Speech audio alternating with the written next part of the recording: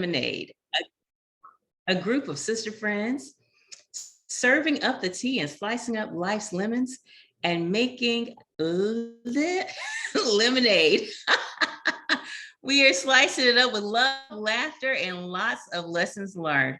Family, we have been navigating some challenging times. We've had a lot of conversations. And so today we're talking about good grief and life after. And I know it seems like grief cannot be good, but believe it or not, there is definitely some bad grief. And while grief may not be perceived as good by you, there is some healthier strategies for grieving. And so my girls and I are talking about how to navigate life many times after unexpected death and what that looks like, and also how we can support each other. We don't get a manual on how to support people after they've lost someone. And so many times we put our feet in our mouth, not just our feet, our ankles, our knees, caps, and everything. We just botch it. And we mean well, but we can really mess it up, and we can leave people feeling alienated and really perhaps just want to separate themselves from us. And so that's what we're talking about today. Many of you will have experienced some of what we're talking about, and some of you will have no clue what we're talking about. But I'm just going to tell you, like my mom used to say, baby, keep on living. Listen to this for now or later. But this is some information that you will definitely appreciate receiving. Welcome, ladies. How are you doing today? Doing well. Good to see you. Doing okay. So y'all get y'all hats on. I'm like, man, I need me a hat one of these days. We'll see. Well, we got to do what works for us. I'm trying to grow up and be more like Rhonda every day, you know? Now, listen, family, Tiffany had her hat on, and I was like, wait a minute, you were looking so cute. Let me go. But I'm not wearing it nearly as wild and cool as she is. She's adventurous, and I will be like her in my fashion savvy when I grow up one day. So, family, how have you been navigating this road? How have you been navigating this road? Many of us, but all of us have lost people. How have you been navigating it? Oh, we all got quiet. Yeah, because I was thinking, I was like, honestly, when you said, I know I've seen the list people put out there, like what to say and what to not say. And I think I really do. I feel like I try, but I'm going to be honest with you. I think people are so different, and sometimes people need different things, or even that same person need different things on different days. And sometimes I'm gonna be honest, it's just hard for me, even as a mental health provider, because that's not the hat I'm wearing when I'm talking to them, unless I'm talking to a client. Like, I'm talking to somebody that's my friend, and it's some people that the nature of my relationship with them is different. So it's like it would be different for the people that I'm really super close to versus somebody that's a friend, but not like an inner circle friend. So it's like, what is my role with them, like in this season? And so I'll be honest with you, I kind of struggle with that. So, but I try to just be present and available. And yeah, I think that's where I start, just trying. Yeah. And the thing about it is, when you started talking, I was like, ooh, that sounds complicated. But when you ended with present and available, and I would add and listening, because as you said, people are different, and the same person may need different things on different days.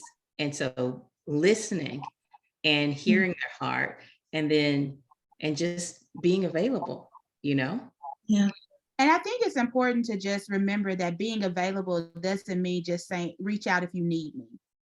I feel like that's our go-to phrase. Like, I'm praying for you, and if you need anything, you let me know. Call me if you need anything.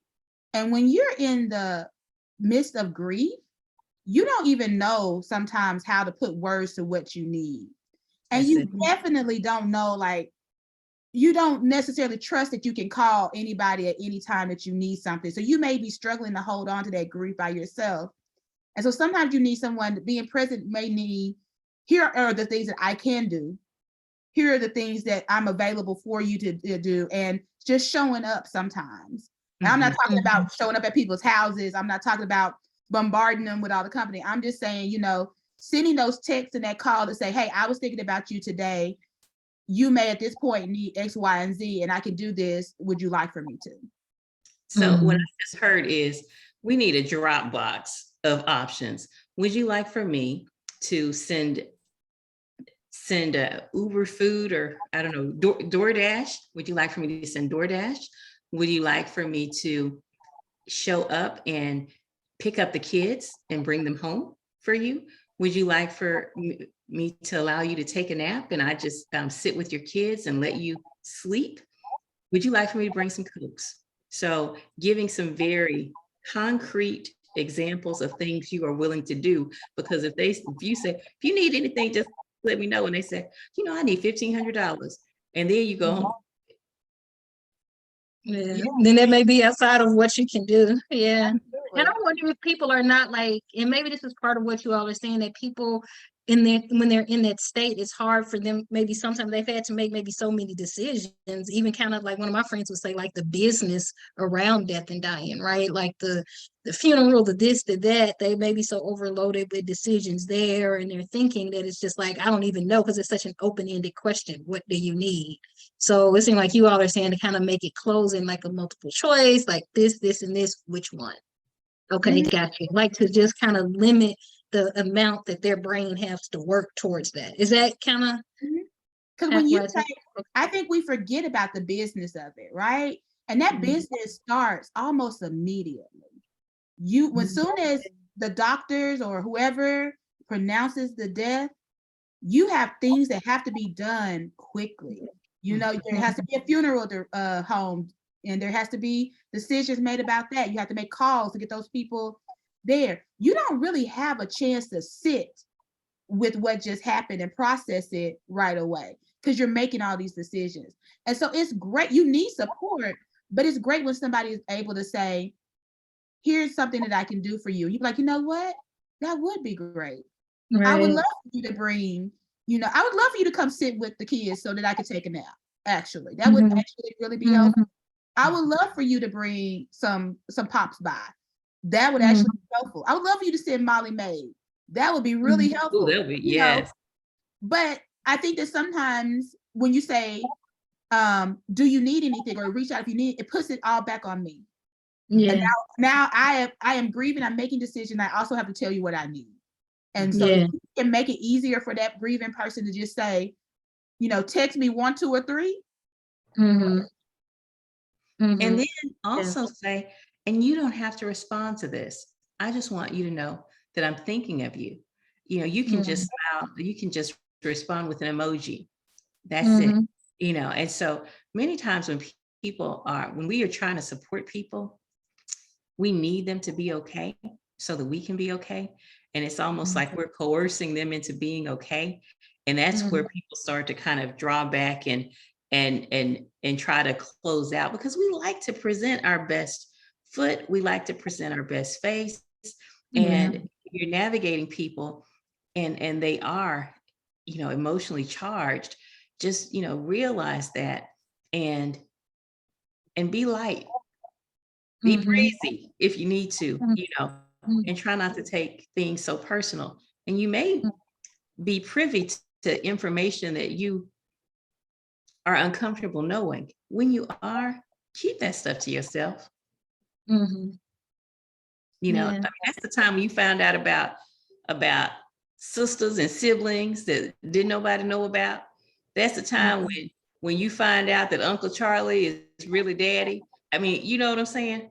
And so when you learn those kinds of things, hush. Right. Yeah, for sure. It seems like you're saying, like, try not to do anything that can complicate the grief further. Because I feel like when I've talked to people personally and people that I work with, I feel like here is like maybe kind of like the secondary adversities. Like you got the loss, but then you have all the things that came after the loss. It kind of further complicates the process, because it's like then you have conflict.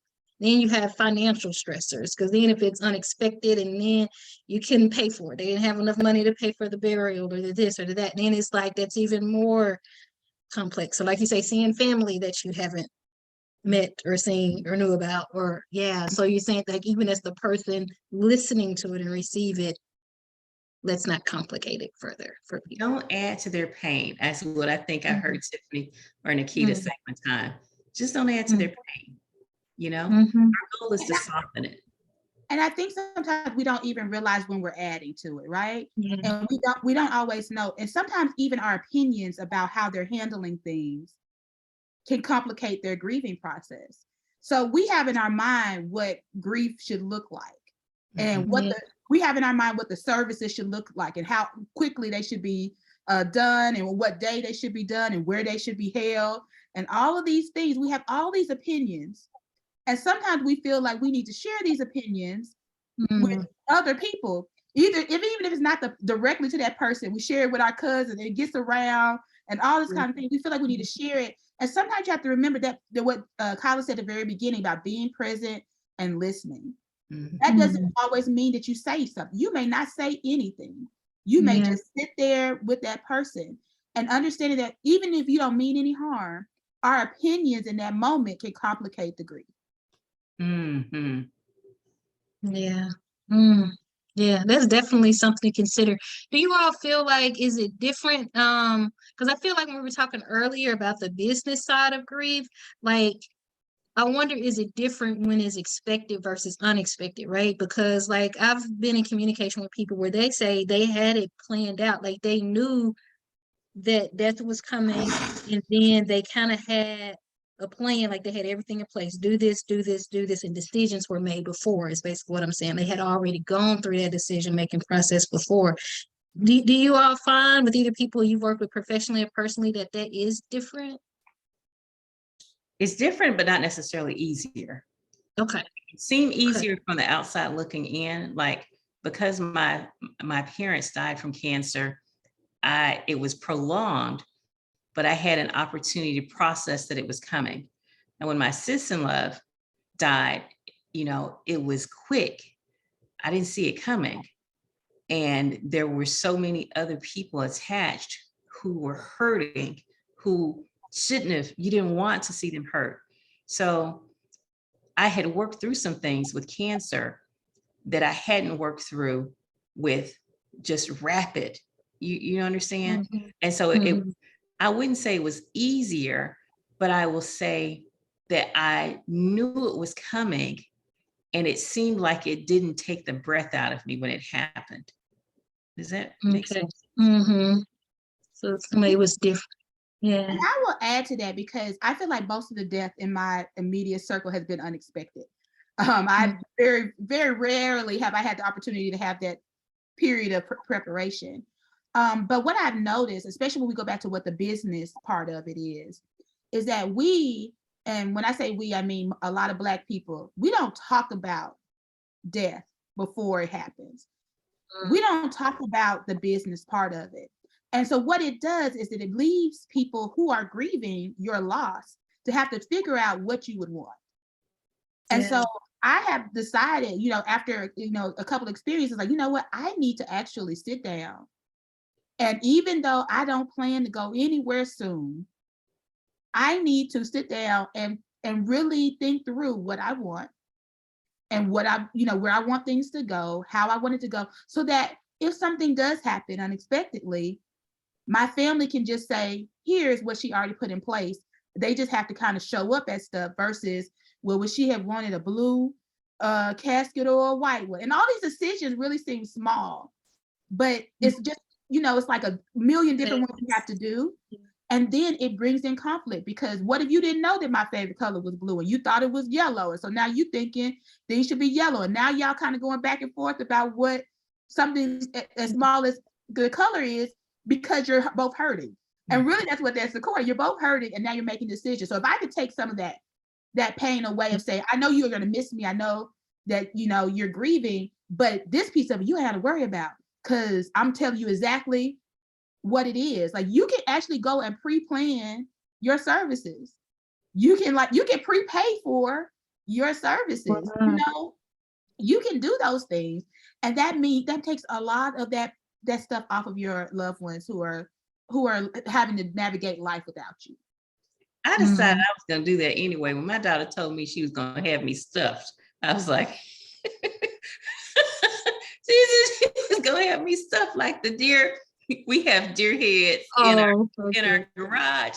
So then she was young and she may not have known what she was saying, but I couldn't be sure. So I was like, I need to prepare. And the worst thing about my mom's death was me doing her obituary.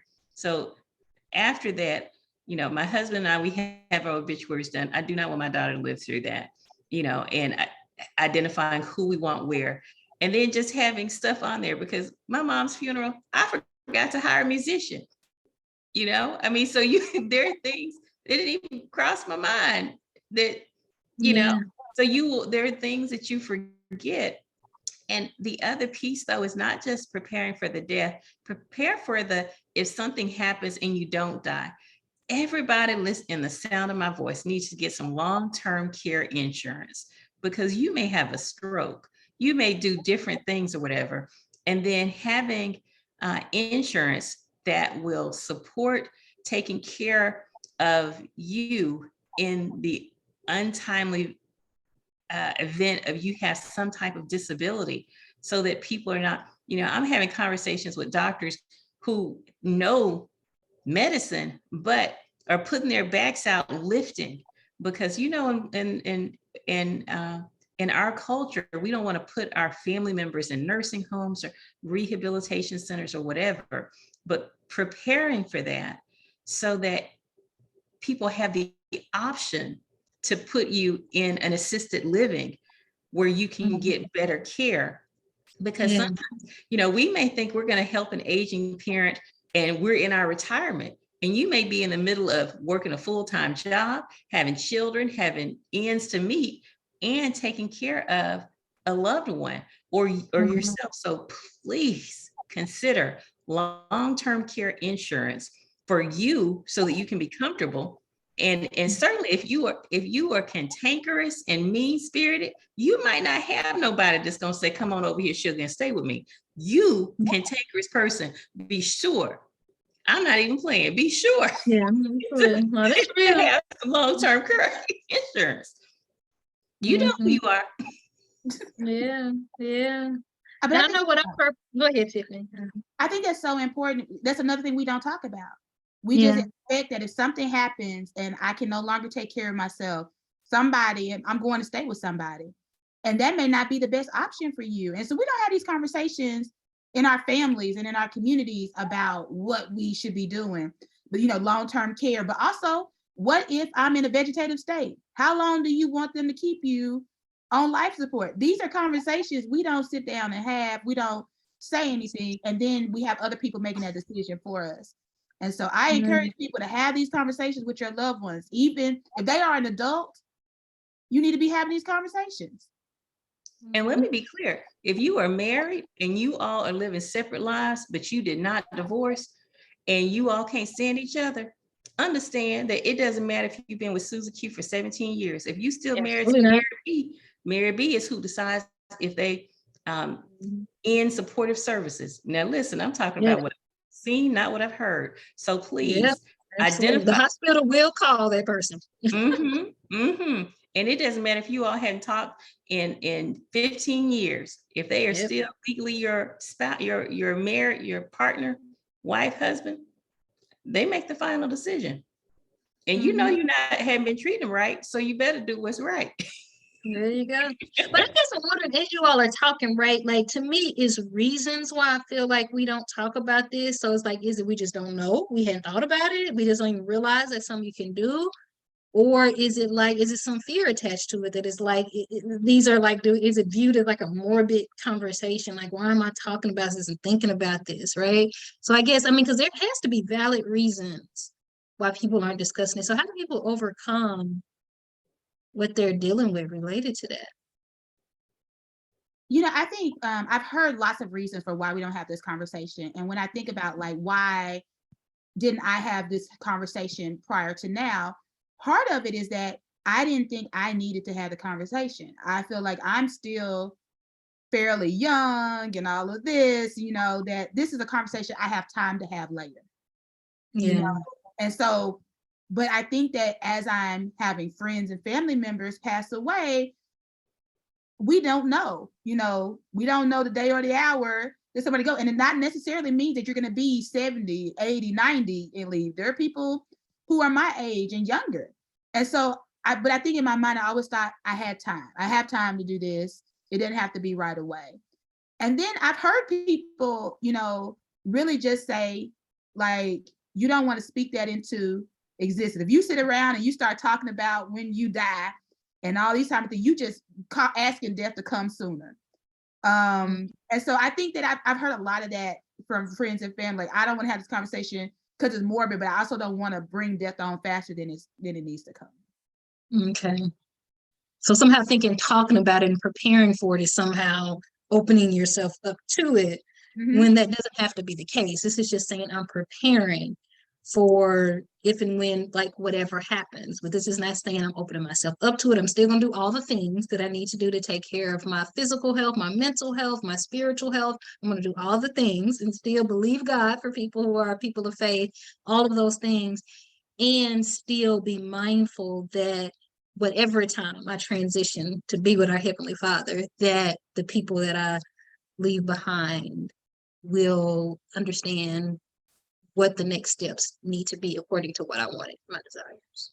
And the other piece is that you want to reassure them that you're not wanting their stuff. Okay. Because I remember when my mom wanted to have that conversation, I was like, oh, Mom, you're going to be okay. You're going to get better, So you want to reassure them that you're not just wanting their things as well. I didn't think about that because that might be the thinking behind it. Like it may be some suspicion behind the conversation. Oh my goodness, I didn't think about that. Yeah. Yeah, because that is something to consider. If you have any assets when you leave, what happens to them? What do you want to have happen to them? And having those decisions and having those conversations and making those decisions early doesn't eliminate conflict, because there could still be somebody who said, I don't agree with what happened. I think it's Lisa, Elvis Presley's ex-wife, is now going against the wheel or saying that something is not right about it. So there still could be some conflict, but at least you have at least had that conversation and thought about it. And I think it kind of eliminates some of that conflict that comes up after death. If it ain't nothing but an old car that you got in your name, like, something got to happen to that car. What do you want to happen to it? Right. So that conversation needs to be had. And I know some people even tell people where they put all their documents. This is where this is. This is where that is. This is to make sure somebody knows where everything is, so they don't have to find an insurance policy or find this. Yeah. Okay. There's a document called the 5 Wishes that you can find, and you go through identifying, the level of care that you want in the event that something happens. Do you want a DNR, do not resuscitate? Do you want, comfort, those types of things, so that you can think about it. I've always been clear. I said, based on, what your thoughts are about the afterlife, what your faith is, those things come into play. And, for me, I had to be clear on, I want my organs donated, because then there are people who, because of their faith, like, no, I wanted to have everything. Don't you take none. So you want to be clear with your family about everything from organ donation to perhaps where you want the church. My mother was clear. I want a closed casket. I don't want people that didn't like me looking down on me when I'm dead. People say, they will tell you exactly what it is that they want. And then afterwards, you will be challenged by family members who are like, well, she looks so cute, baby, keep the casket open. No, sir, she said. So you have to have some backbone. I will definitely say the person who is the executor of the estate, if you can keep that from being one of the siblings so that you don't destroy the family, consider that, because as the executor of the estate, even though you're following whoever's desires, a whole lot of other people really project onto you whatever it is. And it can, executor of a state is one job I never want to have. And so you be very cautious about that executor of the estate. It needs to be somebody who is not a people pleaser and who will not bend. That's a good for a cantankerous person right there who don't mind people not liking them. Okay. So is this stuff that you all would go through a lawyer for? Is that how, when you kind of think about practice, somebody listens to us and say, you know what, they're right, I really do need to do this, but where do I start? Are there certain kind of lawyers? I feel like I saw a panel one time. I'm trying to remember. I feel like one of you I was all on led that panel, that I panel. think. You were on the panel? Okay, I felt like I saw your faces. And it Kanisha was, Bryant I had remember writing something. that attorney's name down, like, oh, this is a person. Yeah. Kanisha Bryant had a panel on that. Go ahead, Tiffany. Okay. I'm sorry. Yeah, you can have a lawyer do it. I don't think you have to, but I think when members of my family went through it, they have the legal documents and all that is done. And I liked it because that lawyer knew things that we wouldn't think about. So she was able to say, now, have you thought about this? And what's going to happen with that? No, we haven't. Let's address that. And I just think that sometimes if we're just writing stuff down on our own, we don't have that benefit of the expertise. So I think that, especially if you got some complications in there, something that's not going to make, if you have children, multiple kids, and you got to figure that stuff out, if you got property, those type of things, I think that going to an attorney could be helpful. Absolutely. Yeah, and I can see that, like, even for myself, and I don't know if this is the healthiest thing, but as we had these conversations, like, I'll be honest, even when I talk to like people about retirement, like, right, like, I think about that, they ask some serious questions, and for me, that can stir up emotions. And like, I feel like they're just having a logical conversation. I think they appreciate that it could stir up emotions, but we're just talking logically. No, what about this? What about this? So after you die, this and this and this, I'm like, what are we talking about? Like, why?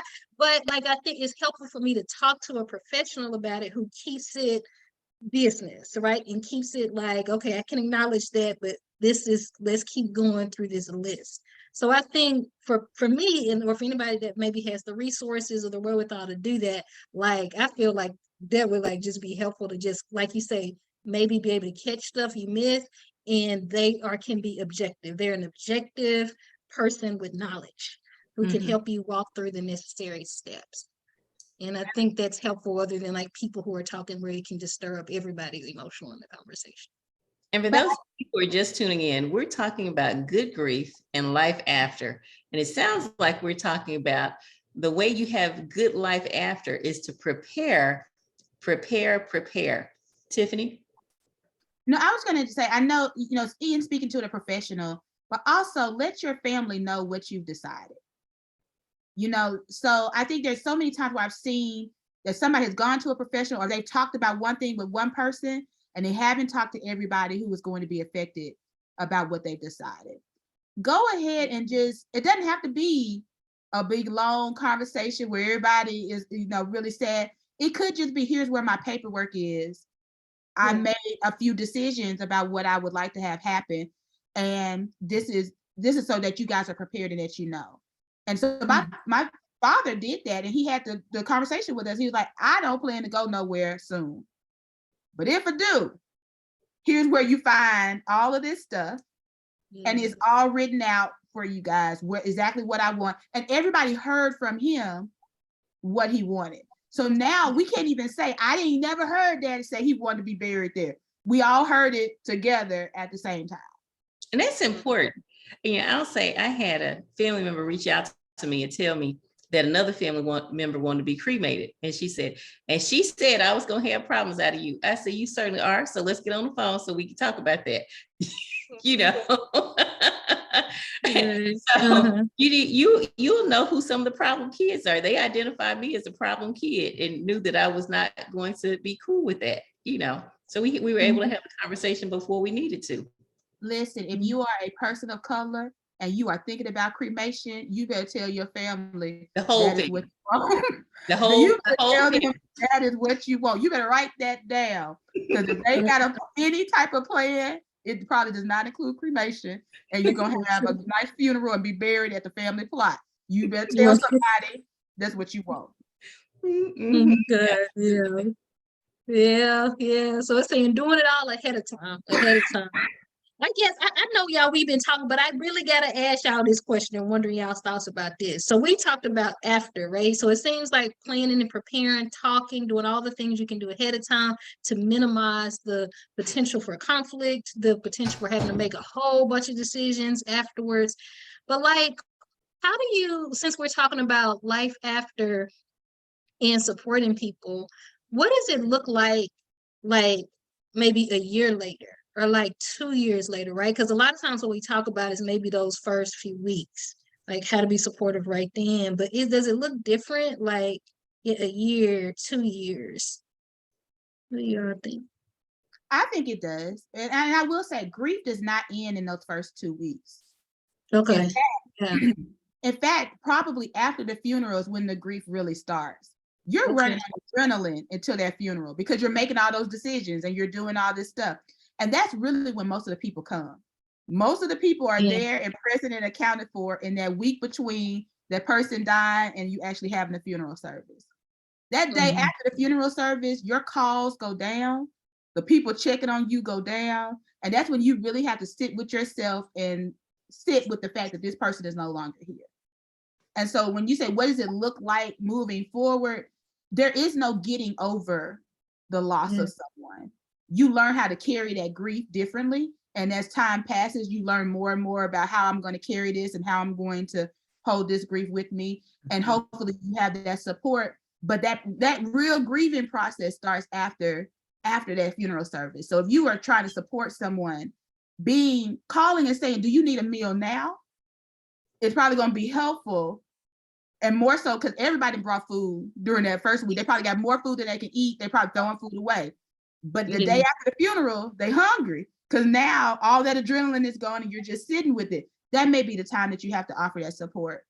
And I think too, we sometimes expect that as you move, a year out, 2 years out, 3 years out, that is no longer a big deal for you. That is no longer a issue. And I always appreciate those people who still contact me on Mother's Day, 5 or 6 years out, who still say, hey, I'm thinking about you on today. I know this is a hard day for you. I appreciate those people who remember that loss doesn't go away from me. That loss is always with me. And even though I'm functioning well, there's still moments where I'm going to be triggered and I'm going to remember, oh, she's not here with me. And so those people who remember that, I always appreciate them because a lot of people just forget to ask about that piece of you as you move past maybe 6 months. For the first 6 months, they'll ask, but after 6 months, they're like, okay, you should be done with this. And you're not done. Yeah. And I don't know if it's that we think you should be done, but if you're having a good day, sometimes we don't want to botch up your good day by bringing you back to it, Maybe that's a better way of thinking about it. I always think they just expect you to be done, but that's a better way. Well, I mean, for me, because I'm just like, I have a friend whose brother died by suicide, and I know exactly where I was. And so I put it in my calendar. I know that it may sound morbid, but I put it in my calendar so that I could remember to reach out to her, during those seasons. And so different ones. And now that one, I know the date and the hour, but different ones, I just intuitively will know like seasons. I know it was around Thanksgiving. This may be a hard time for you. Would you like to, go out for lunch or da, da, da, da, da. So, but there are times when I'm a little bit reluctant because they've struggled so, and now they look like they're in a good spot. So I don't want to take you don't want to say back. anything about it. Yeah. Give me too. That's why I think it came in. Yeah, that's why I was thinking that earlier in the conversation, just like sometimes not quite knowing. And sometimes maybe you just have to reach out. Maybe that'd be a risky thing to reach out and maybe they'll just respond and let you know. But I think that's the challenge, like saying, like, is this a person that would appreciate, even if they're having a good day, they might like, I appreciate it, and they'll still have a good day. But it may be some people, depending on the space that they're in and the level of complication of the grief, that it could be triggering in a different way. It may be hard to know. And I think there's also a difference in being present and bringing up the grief or bringing up the loss. And so I don't think you always have to reach out and say, girl, I know that, you're probably thinking about your mama today because of this. But sometimes you can just send that text and say, hey, love you, thinking of you. You want to go out to lunch? And you don't always have to connect it to you're having, your grief story or something like that. So I think that I always appreciate those people who are still present, but they also don't always necessarily go into a whole lot of detail about why even though I know they're not going into detail as to why they chose that particular day to text or to call. Yeah, that's a good point. I like that it's different ways, like you're saying, to be available and present, and there are different ways to show up that hopefully can all be experienced as supportive. And I'm here with you, whether it's right after the funeral, 6 months, a year, 5 years, and to really understand that. Yeah. There's a piece And that I'd like for us you to don't get it wrong. There's a piece that I'd like for us to address. Sometimes when we are navigating grief with people, they will be, anger is a part of grief, right? And so they will be angry at the world, and that world may include God as well. Navigating that, they're angry at the world, their partner, God, whatever, can really be uncomfortable for us to witness, especially it being angry at God. Are there any strategies that, that we can use so that we don't alienate them, and that we're still connected? And I don't mean, and I'm not saying just let them just do whatever to the point to where you're it feels like they're belligerent and they're attacking you. That's not what I'm talking about. But I'm saying, the in passing, how could God let this happen? Because many times it goes back to, why did God let this happen to me? Why did God let this happen to them? And I find myself navigating that conversation, and it would be interesting to know how you all have navigated that, if that's come up. And it may not have, but it's definitely come up with me. I heard a pastor once say that God can handle your anger and your questions. And I think that a lot of times the way that we navigate it is we try to tell people don't think like that. Don't question God. Don't say that. Don't think like that. Versus allowing them to express that anger and express how they feel and understand that, like, listen, God can handle their anger. God is not surprised that they are angry that he took somebody that you love. He can handle that. He can handle your questions. And honestly, I feel like we always, especially in the faith tradition, we got things that we say. We got like our scriptures ready. We got our words of encouragement in our pocket. We know how to do church, and we know how to do church for people who are grieving. And those things aren't always helpful. For me, I didn't find them helpful. Even though I am a person of faith, I love the Lord. Hallelujah. Amen. I did not want to hear all those scriptures that people were throwing at me immediately in the passing of my loved one. And so I think I just appreciated when people allowed me to feel whatever I felt. And again, like Rhonda said, like, not to the point to where you're in danger or they are saying things that they shouldn't say to you, but people who just made a safe space that said, whatever you need to say, you can say. And however you need to feel, you can feel. And I'm not going to judge you for that. I'm not going to leave out and say, girl, she didn't talk about Jesus and all this. I'm not going to do any of that. I'm going to allow you to have those feelings, and I'm going to just be with you through them. Absolutely. Because I think one thing we sometimes don't realize, and not to kind of like overly make this a scholarly conversation, but I think we don't realize that as humans, we need to feel safe, of course, physically and emotionally, and we need to feel loved and connection. So I think if somebody's literally in a moment where they're feeling anger, and it's intense anger and pain, that is not time for a logical or a theological conversation. Even if the theology that somebody is thinking, some biblical truth, is really true, it's just not helpful. And I think that's where, I don't know if some people of faith or Christians struggle, because they're like, but this is the truth. And it's not helpful to share. So it's like, do you want to just be saying stuff just to say it? Or do you really want to have a Christ-centered moment? You know what I'm saying? Like, instead of just sharing a truth. So I think being able to let somebody create that space where they feel seen and heard and loved and connected, that may mean they, like you say, are just expressing what it is that they're feeling. And then later, when they're able and open to it, maybe having some other type of conversation to help them navigate and wrestle with things, because they might have a spiritual struggle later because of that. That then they're able and ready to now navigate theologically. But that in that moment sounds like a person moment, not a theological moment. Mhm. I think Yeah. people miss that. You so Yeah. churchy. That's all. I know you were gonna say that. I I'll love tell it. I love it. You're so you. churchy. Well, You said this is a man, I person just moment, believe, not a man, theological. you know where I am with that, Tiffany. Like when we talk about people being trauma informed, like this person who I've been in communication with, who's been talking about trauma informed faith communities, like be aware of trauma and the impact of grief and loss and anything under adversity or trauma umbrella. And he was talking about how we have a good gospel. Obviously, it's the truth. It's good. It's Christ centered. But the way we deliver it, the way it just can be devastating, right? So he was focusing on connection and delivery. What's that? I was just telling the truth, Mhm. but why does your truth have to sound like a beast? Can Mhm. you tell me the truth in love? Can Yeah. you understand what I'm saying? So Yeah. don't use your truth as a weapon and enter into war. Don't let your words be, seasoned with grace. Let it be seasoned Mhm. with love. And all truth does not have to be stated at that time. If you were in an inflammatory moment and you can't hear them and they can't hear you, perhaps you don't need to have the conversation at that time.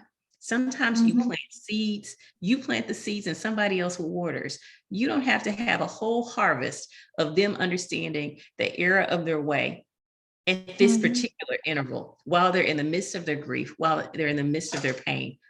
Maybe you can plant the Mhm. seed with love, seasoned with grace, and let someone else water it and pray for them Mhm. if you want to use Absolutely. that, you know? Absolutely. And I think also recognizing that planting that seed, it doesn't also mean what you say. Sometimes planting that seed is showing that love of Christ and sitting there and being quiet and showing Absolutely. them, this safe space and providing this safe space. And when you start off with, here's this non-judgmental space that I'm allowing you, that seed that you're planting is that you are a trustworthy person that I can come to and now have this conversation, even though it's difficult. And so when we Mhm. think about that seed, we always think about what we say. That seed is the words that come out of our mouth. Sometimes that seed is just how we act. And sometimes how we Mhm. act is more powerful than the words that come out of our mouth. How you Absolutely. Yeah, feel. how we act, our facial expressions, our body language. Because I'm gonna tell you, when you said that earlier, Rhonda, about somebody having they have anger at the situation, at God, and frustration, and that's coming out. Like I know me, and I know I'm just gonna be sitting there quiet. I might kind of look to just let them know I'm present, but I'm right there.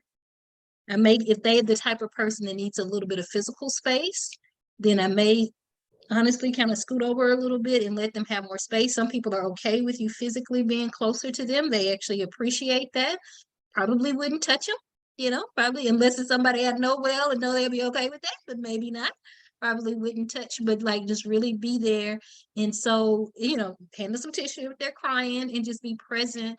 And even if they see it in my eyes and I'm looking and they see the compassion in my eyes and the genuine care and like I'm here with you, that I am feeling and being empathic and I feel your pain, but I do have to be mindful to not carry it so that now I'm absorbing it, right, in a way that's unhelpful for me, but I am really feeling it and I'm here with you, even if like you can see that, in my eyes, and I'm not saying anything, but communicating a lot with my face and body language. And if they are open to it and we have that type of relationship, some type of touch, like if Just a good they're open. friend, girl. Khiela That's Holmes right. if you're going through something. She is very Oh, intuitive and she will know that's what right. Mhm. He will get you through. she will get you through. But I also think it's important for us to just say that sometimes you're gonna get it wrong. Yeah. You probably, when you're trying to be supportive of somebody who is grieving, you are going to touch them when they don't want to be touched. You probably go say something that's gonna trigger them in a different way. You gonna mean something one way that's gonna come out another. you're going to bring too much food one day and not enough another time. And so extend yourself some grace too, because it is difficult to be grieving. It's also difficult to walk with somebody who is grieving, and understand that you will make those mistakes. And when you do, you go back, you say, I'm sorry, I didn't realize that was going to affect you in that way. I won't do that again. And you just pay attention to how they react to different things. If they get real tense when you touch them, okay, we ain't got to do that no more. You learn those things, but extend yourself some grace and have that person that's supporting you, because it takes a lot when you are the person that's walking with someone who's grieving. And you can outline that to begin with. I had a conversation today with someone that is a patient of mine, and she is very angry. And I said, your anger may know no boundaries. You're angry with this person, you're angry with that person. I said, and there will be a time when you will be angry at me as well. I said, I ain't scared of you, but keep coming, And so we acknowledged it, made a little humor to it or whatever, because you can, the anger was just palpable. And I will not be immune to her anger. She will feel that towards me. And so when I'm able to identify, this is a part of your grief process, and it will, we can acknowledge this and acknowledge what's in the room. But if you ignore this, and for a prolonged time, this is going to contribute to the severance of your relationships and the things that remain. So we're having, those kinds of conversations, so that you're proactively saying, you will be angry with me, but I'm going to still be here for you. Yeah. Barring physical violence, you know what I'm saying? So you can acknowledge some things. Mm-hmm. Absolutely. So it seems like it means communicating about it. It seems like it's been a theme of what we've been talking about tonight, is how to have communication, clear, transparent communication, even in difficult times. I enjoy having these conversations with y'all. I enjoy processing all of this, and I hope that is helpful to our listening audience as well. So remember, when life serves you lemons, turn it into sweet tea and lemonade. Bye, everyone.